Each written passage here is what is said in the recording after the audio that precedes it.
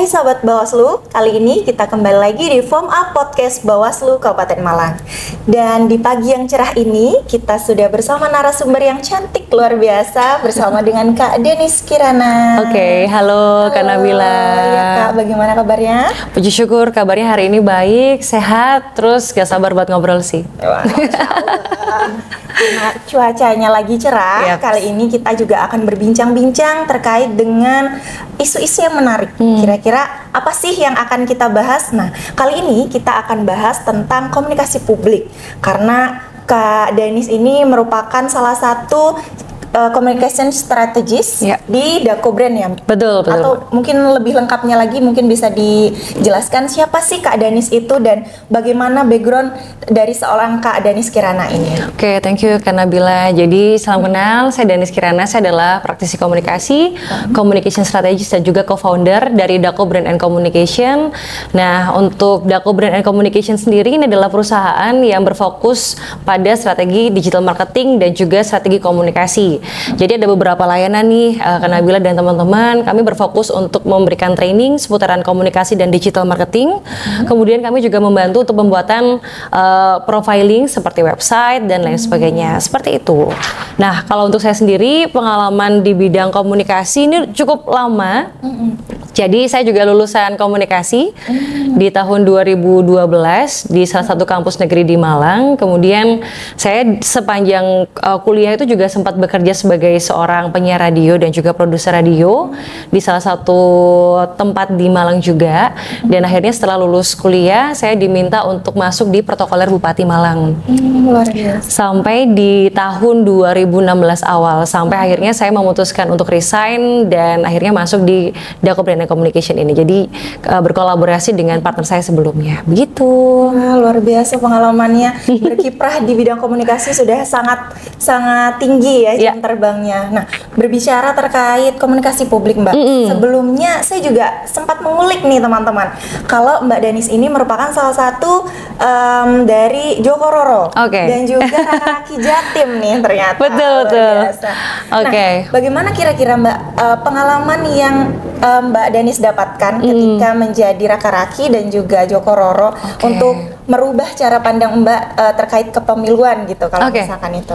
Ini menarik sih pertanyaannya. Jadi memang di tahun 2006 saya dipercaya juga menjadi wakil satu Roro Kabupaten Malang. Jadi Duta Wisata Kabupaten Malang. Memang fokusnya ada di pariwisata. Dan di 2008 pada saat itu saya masih kelas 3 SMA, mau lulus, itu juga dipercaya sebagai Raki Jawa Timur 2008. Fokusnya juga sama di Duta Wisata pariwisata unsurnya. Tapi ternyata yang saya pelajari di dalamnya itu bukan hanya sekadar bagaimana mempromosikan pariwisata, tapi bagaimana memahami tentang berkomunikasi di depan masyarakat. Sampai akhirnya saya juga berpikir bahwa kalau berkaitan dengan pemilu itu juga menjadi tugas dari kami sebagai generasi muda untuk bisa menggaungkan juga gitu. Jadi peran kami cukup banyak. Satunya sebagai duta wisata, satunya lagi saya sebagai personal itu juga seneng banget mengajak teman-teman generasi muda pada saat itu juga untuk terlibat di dalam dunia kalau saya bilang di dunia publik gitu ya, di dunia profesional. Jadi awal saya memahami tentang komunikasi itu juga awalnya saya cuma berpikir bahwa komunikasi ya seperti saya lagi ngobrol sama Mbak Nabila sekarang gitu, nggak cuma itu gitu, tapi ternyata kita bisa berkomunikasi tidak hanya dengan dua orang. Kalau dua orang aja ini kan kita masuknya komunikasi antar personal gitu ya. Kalau kita ngomong sama diri sendiri itu adalah komunikasi intrapersonal. Nah, kalau kita ngobrol dengan banyak orang itu masuknya bisa ke komunikasi publik gitu. Jadi public speaking, ngobrol di depan publik. Nah, itu juga tidak kalah penting. Tapi kalau ngobrolin dengan skema yang sekarang, dengan media yang berbeda dengan tahun yang lama gitu ya, itu kalau dulu kita banyaknya pakai media konvensional. Tapi kalau sudah berkaca sampai ke tahun sekarang gitu ya, media digital ini juga sangat berperan gitu. Jadi cukup mengalami perkembangan yang sangat pesat di ranah komunikasi publik itu sendiri. Ini menurut pandanganku sih. Jadi ini penting banget.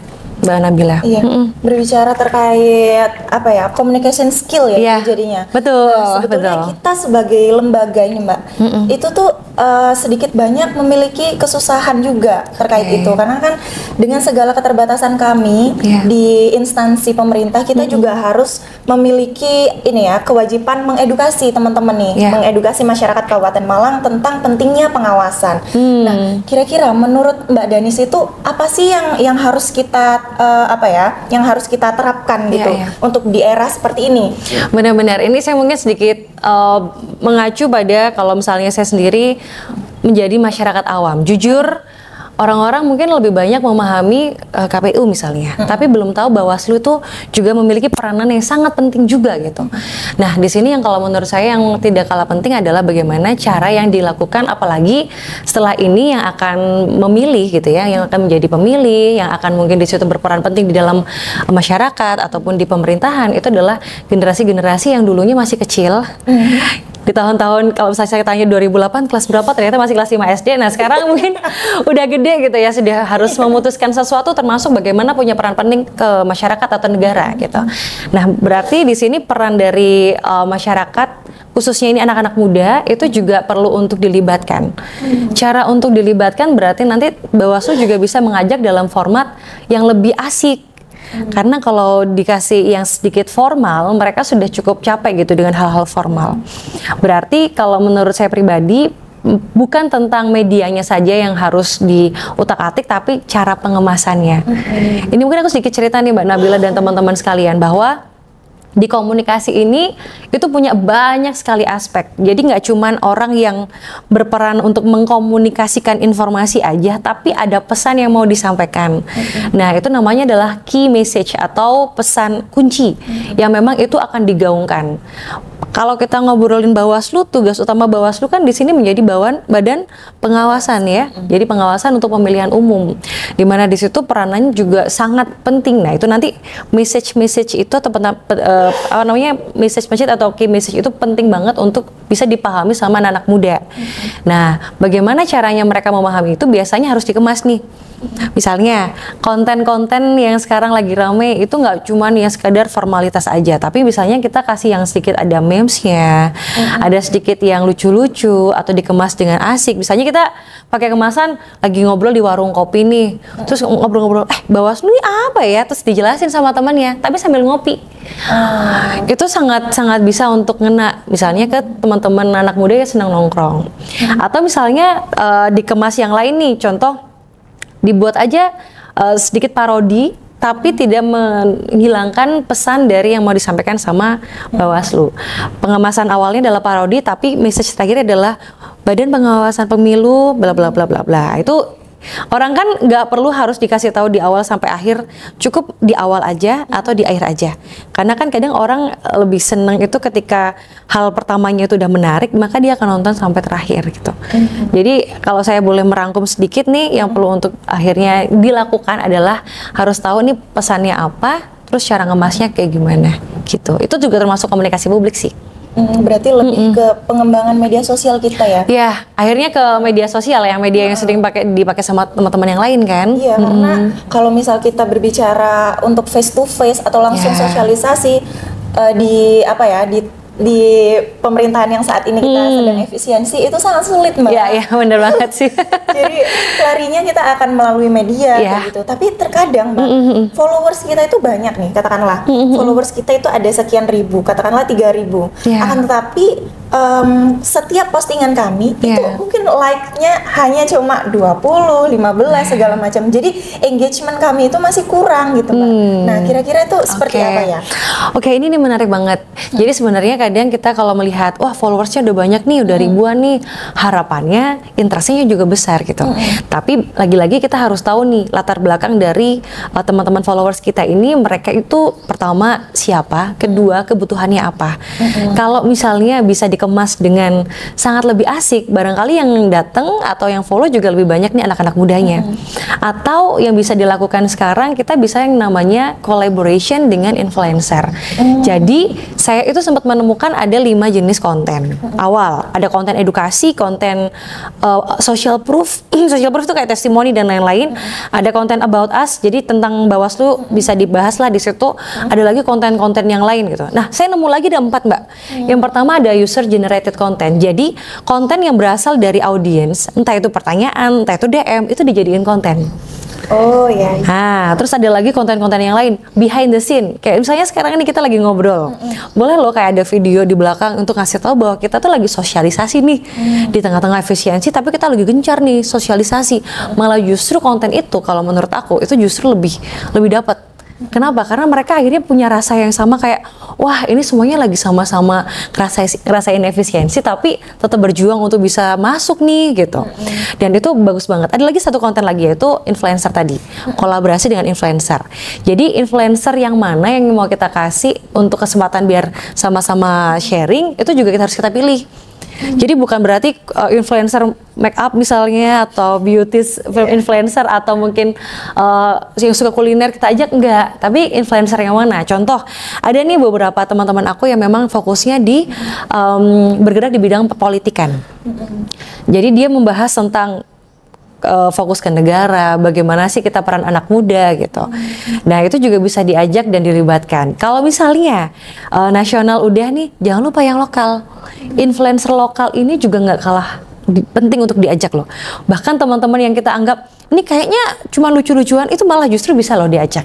Karena kan yang akan menjadi nanti yang jadi target audiens dari Bawaslu kan juga anak-anak muda yang merupakan followersnya mereka gitu. Nah itu kayaknya bisa dicoba deh Mbak Nabila.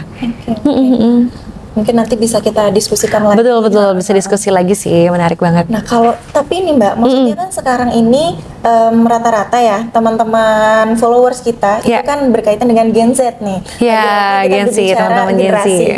Nah, kenapa ya kira-kira? Apakah pengawasan ini atau pengawasan partisipatif yang digaungkan oleh Bawaslu ini masih terasa sangat jauh gitu di mereka? Apa value-nya tuh nggak dapat di teman-teman atau seperti apa ya kira-kira? Siap-siap, ini pengamatan pribadi kali ya Mbak Nabila. Pada saat saya melihat teman-teman muda, teman-teman Gen Z, kebetulan saya masih milenial gitu ya.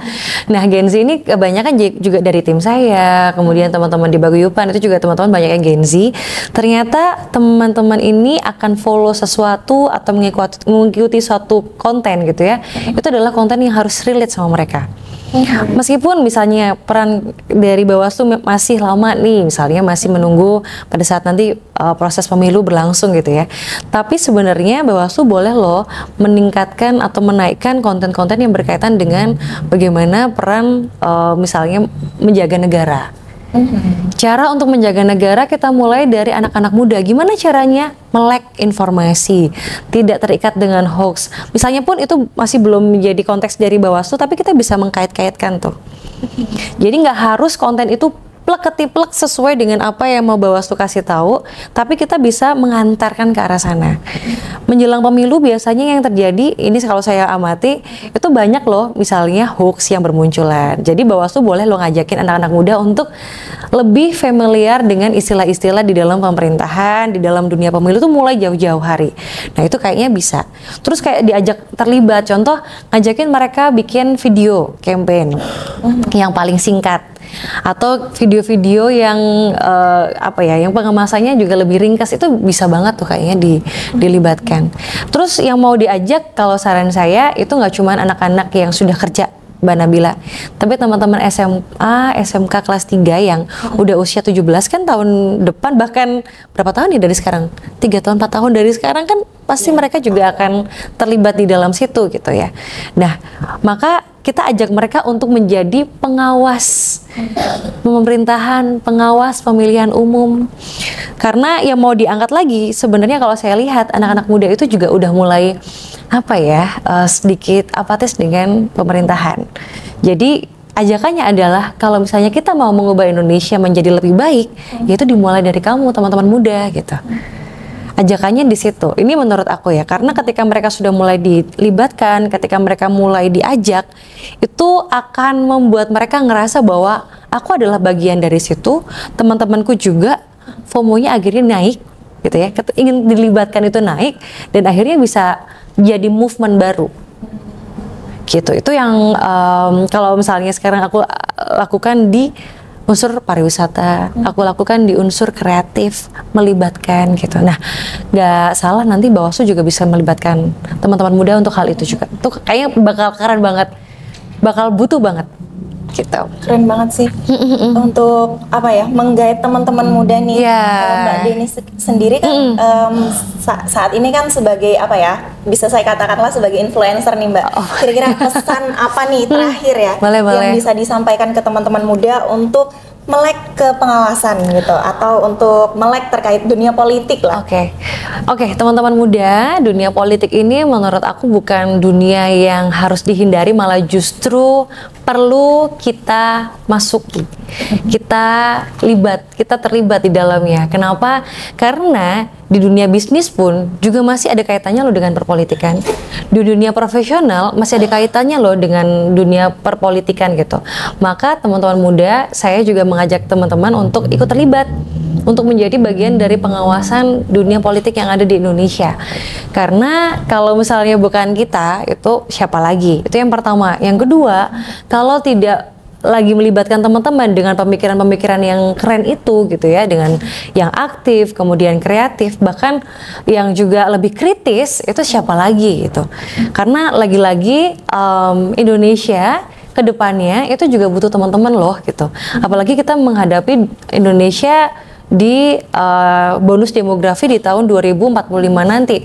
Itu nanti teman-teman yang sekarang masih muda pun di tahun itu pun sudah menjadi tokoh-tokoh yang akan berperan di masyarakat, menjadi tokoh-tokoh yang juga akan mengambil banyak kesimpulan dan keputusan di situ dan mengambil peran. Maka kita harus mulai dari sekarang. So saya mengajak Mbak Nabila, saya juga mengajak diri saya sendiri, saya juga mengajak teman-teman untuk bisa aktif terlibat di bidang pengawasan perpolitikan yang ada di Indonesia. Jadi semangat terus. Luar biasa pesannya, Masya Allah. Mudah-mudahan teman-teman juga apa ya, bisa tergerak gitu. Amin. Untuk sama-sama kita memeriahkan nanti pesta demokrasi di tahun 2029. Yes. Oke, mungkin itu saja Mbak. Sepertinya obrolan kita cukup menarik, tetapi nanti bisa kita sambung lagi. Boleh banget. Dan cukup sekian FOMA Podcast pada kali ini.